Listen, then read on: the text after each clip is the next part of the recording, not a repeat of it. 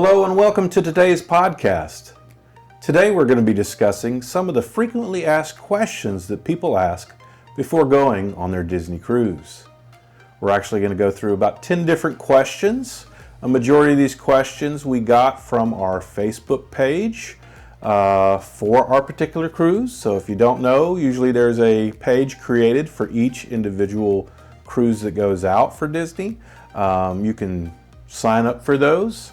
And a lot of times there are a lot of questions asked on those Facebook pages, so we're taking most of our questions from that. We're also throwing in more of a hot topic question at the end. We'll see if it's still a hot topic by the time this airs. But wanted to go through these, but before we jump in, just wanted to say how much we do appreciate all of you guys that have been watching our videos. We're new to YouTube, we're still learning, still trying to figure out better ways to do things. And also on Instagram, we've just created our Instagram page. We're making a lot of new friends there as well. But did want everybody to know we really do appreciate you guys. All right, so let's jump into our 10 questions. Yeah, so for the first question, before we get to anything else, I think an important one is what is actually included in the cost of your Disney cruise? So one of the top things kind of on our list, food related, is your main rotational dining. All of those dinners are going to be included in the cost of your cruise. Yeah, another area that's covered along with the rotational dining are the quick service places to eat, like Marceline Market and Festival of Foods. Yeah, and along those lines, in each of those areas, they also have drink stations where you're gonna have like juices and fountain sodas, water, coffee, tea, hot cocoa, a variety of different things to keep you hydrated, and those are going to be included in the cost as well. Another thing that's covered within the price of your cruise is 24-hour room service. So it's a really nice perk. 24 hours a day you have the ability to order room service, which they have some really nice stuff there for the room service. But please do, consider tipping the server that does bring your food. Breaking away from the food items, which are top of our list, are all of the character meet and greets. There are so many different opportunities there to get pictures with them, just to kind of interact with them. The pictures are going to be extra. You have the opportunity to either buy individual pictures or do a photo package, but just meeting them is not going to cost you anything. And you can also ask very nicely if they will take a picture with your camera if you don't want to pay for the photos. So. Yeah, another area that is included in the cost of your cruise are the movies and the Broadway style shows. So these Broadway style shows are outstanding. Incredible. Really good. We really enjoyed these. Can't really tell you enough how good they were, and that you should give these a try if you haven't already. And then the movies, they're constantly playing Disney movies in their theaters and on the Funnel Vision. So there's constantly a movie playing. You just need to check your Navigator app. But they also do first run movies. So if you're going on a cruise, we'll say the cruise that actually at the time of this recording we haven't gone on yet, which are Disney Wish Maritime Cruise. By the time we go on it, there'll be 2 new movies out, which is Zootopia 2 and the Avatar movie, Fire and Ash. Both of those potentially will be available to us on our cruise. Now, by the time this video actually comes out, we'll be back from our cruise. So we'll be able to let you know pretty quickly if we were able to see those. But it's a really nice perk to be able to see these movies on board the ship. All right, we'll get into question number 2 in just a second. All right, question 2. How do I know what port terminal my cruise ship will be sailing out of? All right, so there's no real great answer to this as far as you receiving anything that's going to just say, hey, you're going out of terminal XYZ. But the best way that we know of is to check the Disney Cruise Line website. You can go on there, it'll give you that information. Hope can kind of explain that process here in a second. But most cruise ships have a dedicated terminal that they're going out of for a long period of time, unless it's a specialty cruise where a cruise ship is making a once or twice appearance in a port. Generally, like for ours, we went on the Treasure. We knew by watching a bunch of videos it was going out of Terminal 8 at Cape Canaveral there, Port Canaveral. And then the Wish, we know it's going out of 10, also because of a bunch of videos we've watched as well. Yeah, and so if you're curious for searching on the Disney Cruise Line website, there's a little search bar up there. You can look for the port address.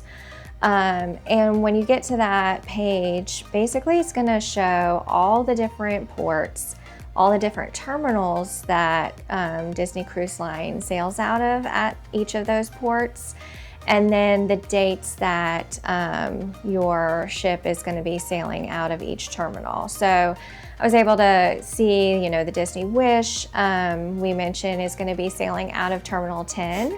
And that's going to be through like September of next year.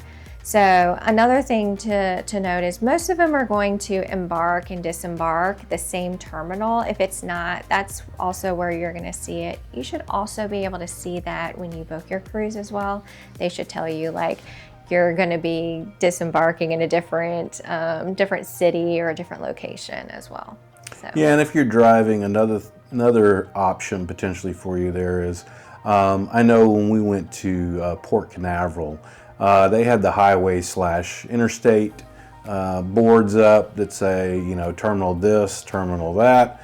They also had a little scroller that was listing which ships were going out of each of the terminals. So that's another way to know potentially, but by then you're already at the port, so hopefully before you get there. But those are some ways that you can kind of check to see which port terminal your cruise ship's going to be sailing out of. All right, on to question number 3. So what happens if I don't receive my luggage tags? First things first, don't panic. Disney Cruise Line does try to mail all those out and get those to you ahead of your sailing, but sometimes there's delays in getting those out, and sometimes the postal service maybe takes a bit longer. If this happens to you, don't worry. Once you get to the port, you can get them when you're dropping off your luggage. Yeah, so when you're pulling up to the port, if you're driving, you'll get in line there to drop off your luggage, and you'll pull over to the porters there. The porters have extra blank luggage tags, so don't worry about this at all. Basically, what's going to happen is what you're going to hand them your luggage.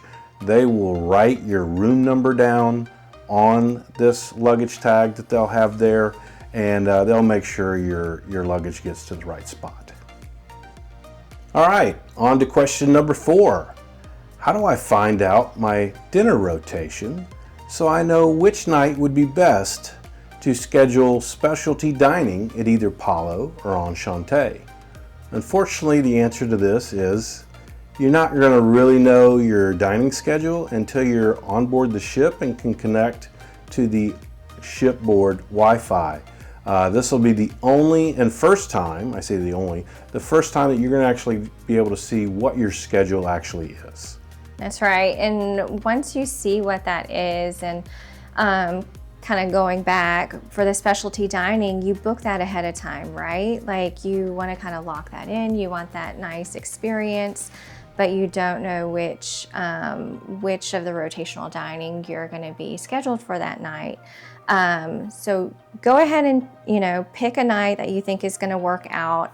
And when you get on board and see what your actual dining rotation is, and if you're not quite happy with it, if it's going to kind of conflict with maybe one of the main dining rooms that you really wanted to kind of experience, you have a couple options here. You can check to see where the general main dining group is going to be meeting to talk about maybe possibly changing your rotational schedule. Or you can see where the specialty dining crew is going to be meeting to possibly just switch up your your reservation for that dining. So you have a couple different options there on kind of making some adjustments there. Yeah, one of the things we have seen from watching others' videos is quite a few people try to schedule theirs during the Pirate Night festivities. That way they get to enjoy the main rotational restaurants. And which we'll be discussing here in a minute, there is a way to know kind of when your Pirate Night is, and we'll get into that here in just a second. All right, so question number 5, when is Pirate Night for my cruise? So really it all depends on the length of your sailing. So the one that we went on for the Treasure, that was a 7-night cruise. Our Pirate Night ended up on night 4. And on our upcoming Very Maritime cruise on the Wish, it's a 4-night sailing, and we have Pirate Night on night 2. So there's kind of, again, depending on the length of your cruise is when they're gonna have Pirate Night. Now, I've seen a couple different ways where maybe people are like, oh, just call guest services. But I think we have a little bit faster way for you to know. If you wait for your booking window, check out the schedule for Bibbidi Boppidi Boutique, because on the day for Pirate Night, they're going to all of a sudden be offering only pirate makeovers that day instead of princess and prince makeovers. Yeah, and this is the only day those will be offered. So it tells you right away which night they're going to have the Pirate Night festivities on that particular cruise. So keep an eye out for that. This way you know you're not going to miss any of the other rotational dining. Yes, it's in one of the restaurants, but it's not that same menu that night. It's the Pirate Night menu. This is why a lot of people choose this for their specialty dining night. So just keep that in mind. All right, on to question 6. Is there a dress code for dinner, and what can I wear?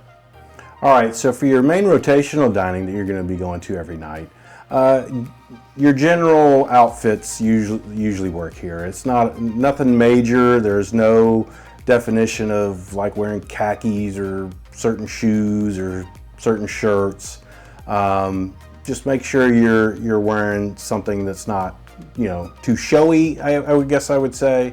Your quick service restaurants, which are Marceline Market and Festival of Foods, you can get away with a little bit more there. You can wear swim trunks and a t-shirt, or just don't wear your bathing suit by itself there. You can wear flip-flops or whatever, because the one, Festival of Foods, is right there on the pool deck, so you can get away with a little more in that location. So just kind of keep that in mind. Yeah, and I would say too, depending on the length of your sailing, there might be some optional, keyword optional, semi-formal or formal nights now. So you are going to see a wide range of kind of attire throughout the sailing. So, it really doesn't matter. It's your cruise, it's your vacation. So what's comfortable for you and your family.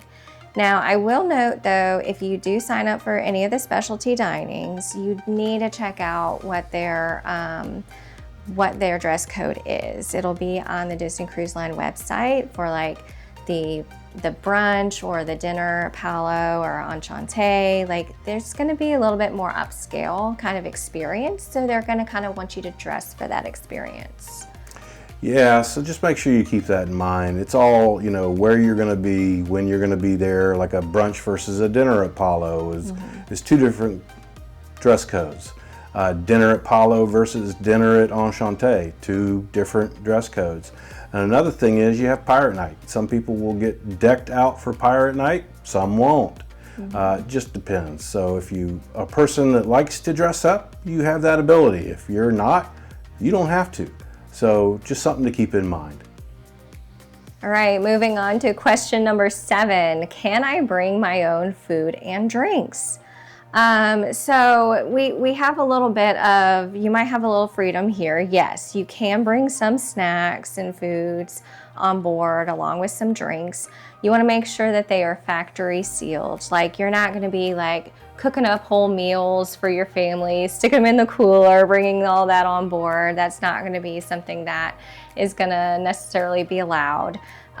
So check the Disney Cruise Line website for those restrictions. But from what I've seen, you really have to have, it's supposed to be like factory sealed. So if like your children have certain snacks that they always have to have every day, like a certain fruit snack or a granola bar or something, it's got to be factory sealed to kind of bring that on board so you can enjoy it. Just make sure you're following those specific rules.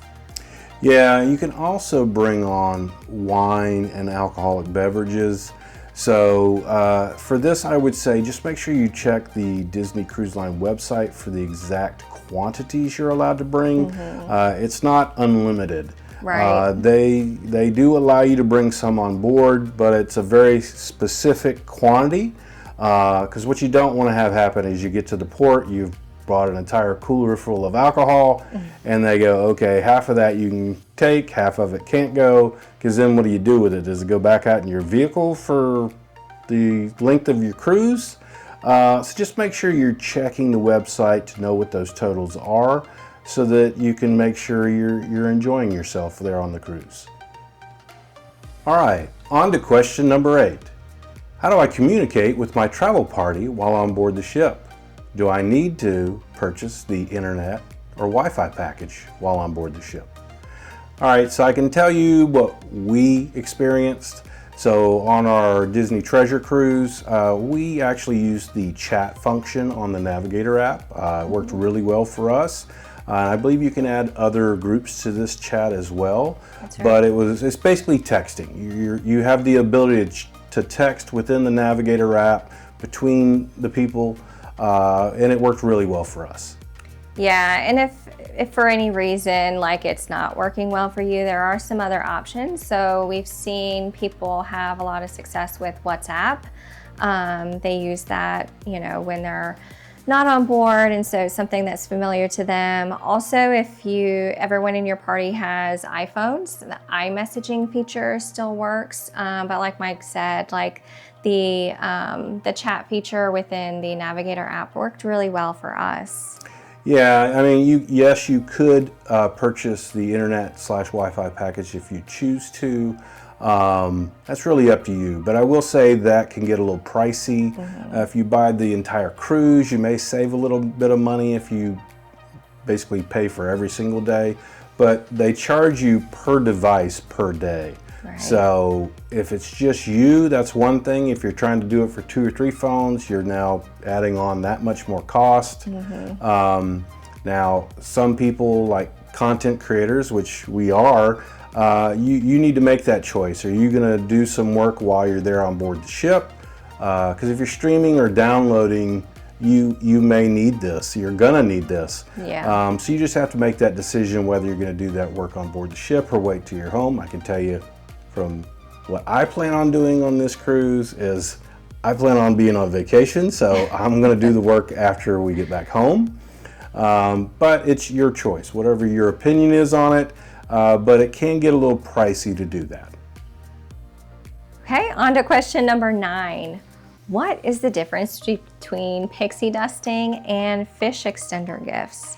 So first of all, I want to say that this is something that is 100% put together by other Disney cruise passengers. It's not something that is put together by Disney Cruise Line. So if you have any complaints or anything like that, it's with your fellow passengers, not with Disney Cruise Line. Not sponsored by Disney. Exactly. So kind to walk through the difference, pixie dusting is just spreading a bunch of extra magic to your fellow passengers, not expecting anything in return. So it's just can be as simple as maybe a Mickey sticker or like maybe a little keychain or bracelet, just a little something to just add a little smile to somebody's face. And then the fish extenders are a little bit more involved. So we talked about Facebook groups for your specific sailing. That's where you're going to end up signing up for the fish extender groups. Usually the person who puts that group together or somebody else who's pretty organized is going to get people who reach out and say, hey, I want to participate in this. They're going to put a list together, and then at some point they're going to have a cutoff date, and then kind of assign out to everybody who signed up certain staterooms that you're responsible for putting gifts together for. Now, these are going to be something probably a little bit more involved than just a generic pixie dusting. So, you know, sometimes I've seen where people have done like separate tumblers for each person in that stateroom that are personalized. Because some people do share the names of their party group. But it's gonna, you know, again, probably cost a little bit more to participate in the fish extender gifting. But, you know, if it's something that you're interested in, you know, knowing that you're gonna receive something in return, if that's important to you. Yeah, so this is something we've seen misinterpreted quite a bit on the Facebook pages. Easy to do. The difference between the two. So just make sure you understand which is which. If you're going to do some pixie dusting, don't think that you're going to get something in return for that. I will say that we plan on doing some pixie dusting on our upcoming cruise because we think it'll be fun. Yeah. So we put some packages together that we're going to basically just walk around and figure out who we want to give them to. Because a lot of people hang stuff on their fish extenders outside of their room. So we're going to do that. Now I will say that we do have a card that's on each bag that has our channel on it. But it's their choice whether they check our channel out or not. We're not even putting our room number on it because we don't want anybody to come back to our room trying to give us stuff. That's not what this is about. No. We're just trying to spread a little Christmas magic. Yeah. And we thought that would be fun. Yeah, I'm really looking forward to that. I think it's going to be a lot of fun for us as a family to go around, even Mac, to kind of pick a few staterooms to kind of leave a little gift for. All right, now we're on to question 10, which is going to be our hot current topic question. Will there be Mickey churro waffles on our upcoming cruise, or to be honest, on any cruises moving forward here in the future? So if you're not familiar with it, generally on each cruise there's one day in each sailing that Disney does the Mickey churro waffles at breakfast. These things are a really big hit. There are a ton of people that love them. I'm sure there are people that don't. We love them. Yes. But we're bringing this up because I'm not sure if you're familiar or not, but apparently the brand new ship, the Disney Destiny, has taken its maiden voyage, and apparently there were no Mickey waffles, churro waffles offered for the general. Yeah, in Marceline Market. At Marceline Market. We did hear, though, that if you were in the concierge area, you were able to get them. And apparently you could buy a version of it, a larger version, at the Edna a la Mode Sweet Shop, but you're paying for that one. Yeah. So something to keep an eye out for. Hopefully this isn't something that they're thinking about doing here in the future. Hopefully not, because I mean, like Mike said, it's something that we really enjoyed. And for those who have, you know, enjoyed them over the years, it's just been something that they, you know, is really looking forward to. It's just another one of those like fun, exciting things to kind of anticipate on your trip. So if that's something that they're gonna end up no longer offering, that would be kind of a little bit disappointing. Yeah, hopefully this is just a test balloon that will get popped very quickly, Disney, or if you're listening. Because let's be honest, every year the prices on the cruises for Disney and the parks go up, just like everything else in the world. Yeah. So some of these very popular, familiar items to those of us that go to the parks or on the cruises, you know, hopefully you're not losing those as well as the prices going up. You know, there are certain things that you think about when you're going on, and I know quite a bit of people are excited for the Mickey churro waffles. Yeah. They look forward to that. So hopefully, hopefully this is a topic that will be fixed maybe by the time this airs. But it's a hot topic at this point in time, and hopefully will be resolved shortly. All right, so we've made it through the 10 frequently asked questions about going on your Disney cruise. So we appreciate you hanging out with us for those. And I did want to mention that next week's video will not be a podcast. We will actually be back from our cruise, and we will be posting our embarkation day video. So you'll be back to saying, oh, thank God I don't have to stare at him for 20 to 30 to 40 minutes straight. You'll actually have some other content going on, us for embarkation day. So hope you guys enjoy that, and we'll see you guys next time. See you guys later. Bye. If you enjoyed this video, please consider supporting the channel by hitting the like button, as well as subscribing and ringing the bell for notifications on future videos.